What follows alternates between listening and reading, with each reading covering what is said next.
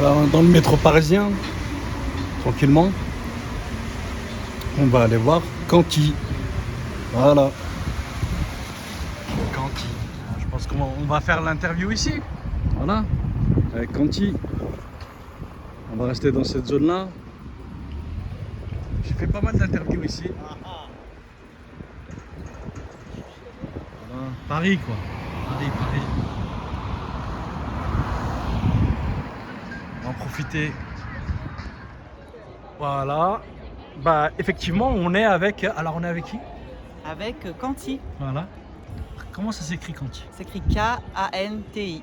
Ok. C'est facile de trouver des archives te concernant, des images, des photos, des. Alors non, c'est pas facile parce qu'il y en a pas beaucoup.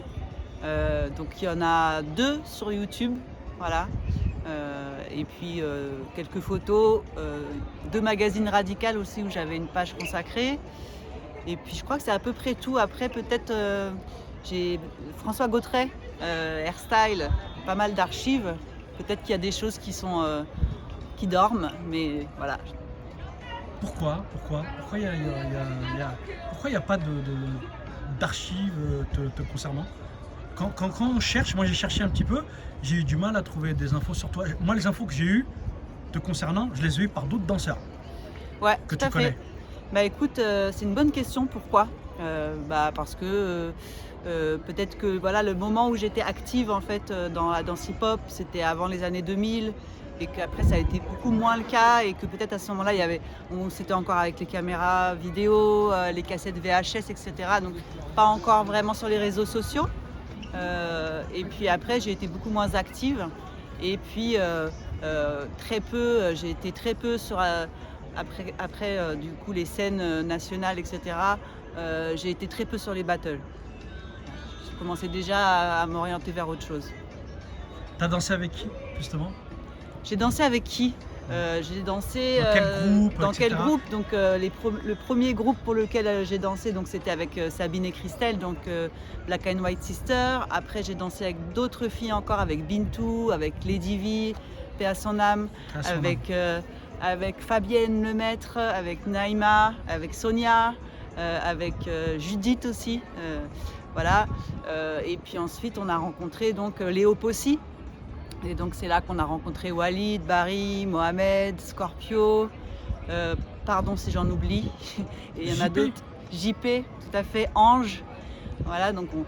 Et puis ensuite j'ai dansé avec plus des breakers là cette fois-ci, donc avec Nabil, avec Hichem, avec qui d'autre encore, avec Keno aussi, Michel, avec Ahmed, avec Mokhtar. Voilà, j'en oublie encore certains d'autres, mais... T'as dansé avec ton grand frère aussi? Et j'ai dansé avec mon grand frère, aux côtés de mon grand frère, on va dire. Ouais, qui s'appelle? Spéo. Voilà, qui est connu Ouais. dans le monde aussi de la danse. Ouais, tout à fait. Là, on a passé quand même pas mal de temps, toi et moi, ensemble. C'était très très agréable, très instructif. Et t'es une intellectuelle, clairement. Parce que t'écris des livres. J'ai participé Voilà. effectivement à l'écriture de livres. Ouais. Et aujourd'hui aussi, tu réfléchis énormément sur tout ce qui est lié au corps, etc. Même à travers ton travail, avec les enfants, etc. En fait, tu mets quand même en lien ton expérience du hip-hop avec toute ta vie professionnelle actuelle. Tout à fait. Tout à fait. C'est bien dit? C'est bien dit? Très bien dit. Ok. J'ai bien compris alors. Ouais. C'est que t'as bien fait passer le message. Expliqué. Voilà. J'ai arrêté les études assez tôt, j'avais à peine 20 ans pour me consacrer au hip-hop. Tu voulais faire de la psycho? Et c'est le hip-hop qui m'a fait reprendre en fait la voie des études 10 ans après, quoi. Donc voilà, comme quoi c'est aussi quelque chose qui nous porte et qui nous pousse à réfléchir et qui nous pousse à analyser et remettre en cause voilà, les choses autour de nous.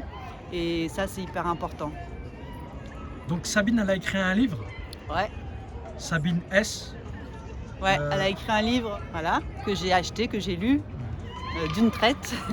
Voilà, donc Sabine, c'est ma sœur, quoi. On a grandi ensemble. Je fais une dédicace aussi à Christelle qui faisait partie aussi du groupe avec Sabine. Et donc, voilà, c'est toujours une amie. Et toi, tu vas en écrire un? Toi qui écris, Alors- justement, ça peut être simple, ça pourrait être simple d'écrire ton histoire. Ouais, Dans j'ai les pas pop. pensé. Ouais. C'est pas vrai. Tu n'y as pas pensé, c'est pas possible. Non, j'ai pas pensé. C'est vrai, j'ai pas pensé à écrire mon histoire. Je vais te dire un truc un peu. Tu vas me dire ce que tu en penses, hein, mais il y a beaucoup de Noirs et d'Arabes qui écrivent des bouquins dans le hip-hop. Mais peut-être que ça peut être intéressant de donner ta vision, toi qui es aussi vachement tolérante et qui a vécu avec tout le monde. On en a beaucoup parlé dans l'interview.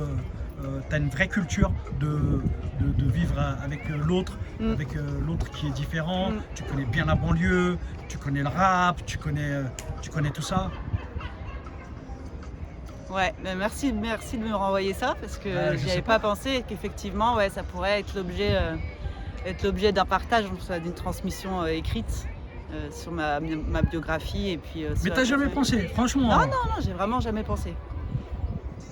Ouais. Ouais, je suis quand même surpris. Excuse-moi, mais ça me surprend. Là, pour finir, comment donner envie aux gens d'attendre peut-être quelques mois, quelques années avant d'aller voir cette interview-là qu'on a pu faire? C'était quoi le contenu? Qu'est-ce que tu retiens? Qu'est-ce que tu peux leur dire? Bah, ce que je peux leur dire, c'est que du coup, cette interview, elle m'a permis de faire du lien, en tout cas, entre les expériences que j'ai vécues et les questions de société, en fait. Les questions d'intégration, les questions de racisme, d'inégalité, et comme quoi, en fait, finalement, tout est politique. Et l'art est éminemment politique, et ça éveille la conscience. Et donc, voilà, si j'ai pu faire passer un message par rapport à ça, ça serait peut-être là l'intérêt de venir écouter cette interview.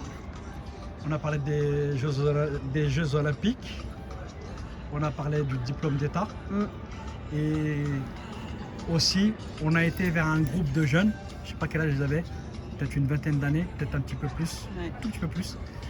Qu'est-ce que tu peux nous dire par rapport à ce que tu as ressenti? On a été vers eux et au début ça a été un petit peu compliqué et finalement en fait à la fin tu te retrouves à discuter avec elles et Ouais. ça a l'air très Ouais. doux, très plaisant.